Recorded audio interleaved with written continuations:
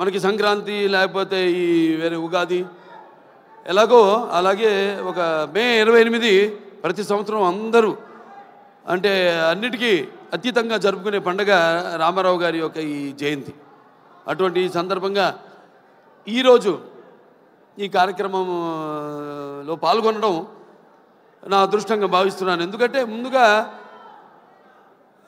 నేను చెప్పుకోవాల్సింది మా సోదరుడు విశ్వక్సేన్ గురించి. ఎక్కడున్నావా ఏట్రా విశ్వక్సేన్. ఒక తల్లి కడుపున పుట్టకపోయినా పంచి పుట్టకపోయినా ఎవరన్నా మమ్మల్ని కవలలే అంటారు బయట చూస్తే. ఒక తల్లి పేగులు పంచుకు పుట్టకపోయినా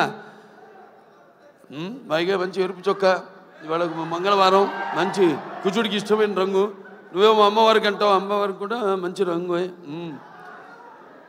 మరి అటువంటిది చాలా కొంతమందిని నేను చాలా సన్నిహితంగా ఉంటాను ఇండస్ట్రీలో. ఒకటేమో సన్నిహితం ఉంటే అదే మాకు టైం దొరకదు. అతను ఎప్పుడు వర్కహాలిక్, ఎప్పుడు వార్ ఫుట్టింగ్లో ఉంటాడన్నమాట మనిషి. అంటే నాతో పోటీ పడుతుంటాడు వయసులో. అయినా నేను చిన్నవాడిని అతనికంటే. నా అన్న అటువంటిది. మరి తన ఒక ప్యాషను, సినిమా అంటే ఒక ప్యాషను. చూసాం జర్నీ అతనిది మొదటి సినిమా నుంచి కూడా ఒక్కొక్క సినిమాకి నేను అదే ప్రయత్నిస్తుంటాను. అదే మా ఇద్దరిలో ఉన్న ఎక్కువ స్వారూప్యం. అంటే ఏదో కొత్తదనం ఇవ్వాలి